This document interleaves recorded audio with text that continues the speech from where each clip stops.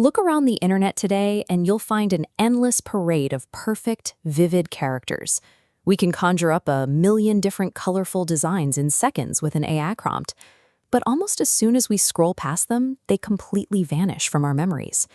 Yet, you can likely close your eyes right now and perfectly picture the cartoon characters you watched when you were 6 years old. Their voices, their shapes, and their exact colors are permanently burned into your brain. The word we use for these figures, mascot, originates from the French term mascot.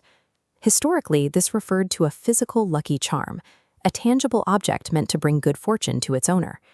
So how does a simple collection of shapes and colors make that leap today?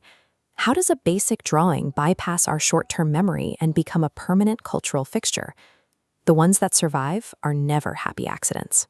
They are the result of highly specific blueprints that combine visual psychology, ancient storytelling traditions, and deep sociological cues to intentionally capture our attention. The first layer of that blueprint is entirely visual, and it relies heavily on simplicity. A young child's developing brain needs clean lines and bold, distinct silhouettes to recognize and easily recall a shape. We can see how this works directly in this vector comparison. On the left, we have soft circular forms, which our brains instinctively read as friendly and approachable. On the right, the aggressive, jagged triangular shapes immediately signal tension or danger. When you fill those exact same shapes with bright, high-contrast colors, you give them an emotional temperature. Warm yellows and reds create energy, while cool blues project calm, instantly telling the young viewer exactly how they should feel. You see this applied to abstract three-dimensional designs constantly. Symmetrical, balanced proportions and simple facial features stimulate recognition across almost every age group. Mastering these psychological tricks guarantees a child will look at the screen. But a mathematically perfect arrangement of shapes is still a completely empty shell if it lacks a story to propel it forward. That brings us to the skeleton of the blueprint, the character archetype. An archetype is essentially a stock character, a simplified, flattened personality that audiences instinctively recognize, no matter what specific narrative they're watching. We rely on these tropes to figure out the rules of the world. If a story gives us a brave knight-errant and a Wiccan witch, we know immediately that we're watching a fantasy. The most common anchor is the hero. This is usually a smaller figure abruptly thrown into massive, overwhelming physical circumstances entirely beyond their control, forcing them to fight for a singular objective.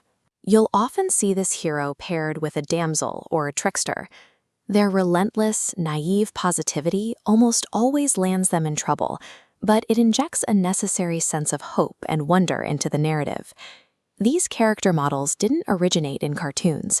Long before television, novelists used these exact same simplified profiles to anchor their stories and connect with readers. Early animation pioneers lifted those proven literary traditions and grafted them onto heavily stylized animal bodies. They took the brave hero or the goofy trickster and gave them round ears and white gloves. It operates as a silent language. By combining a recognizable shape with a classic trope, creators let children quickly grasp a character's morality and motivations without needing a single line of exposition.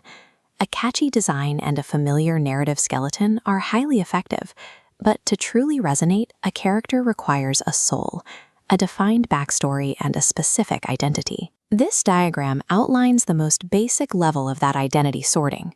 Creators explicitly categorize their characters into one of three distinct buckets: human, animal, or machine, which immediately establishes the physical rules and limitations of the world they inhabit. Sometimes that identity is literal. Using a real, historical human being as a mascot bridges the gap between a faceless operation and a living personality.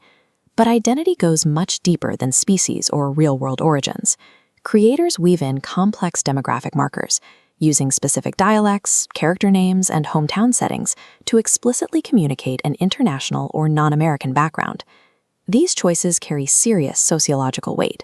Psychological studies show that the visibility and portrayal of these diverse demographics in animation actively shape how young viewers perceive and interact with different social groups in real life.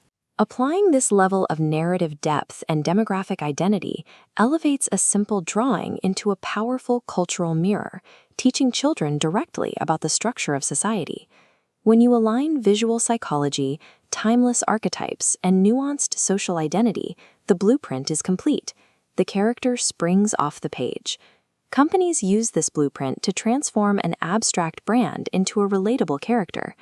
By personifying their values through a mascot with a distinct backstory, they humanize their message, creating an emotional link that families can recognize over several generations. In an era where AI can produce endless surface-level imagery, visual appeal is now a baseline. Characters that actually stick with us are those built on this foundation of narrative depths, giving them a significance that lasts beyond the initial viewing. The brightly colored figures dancing across our screens are incredibly sophisticated pieces of communication.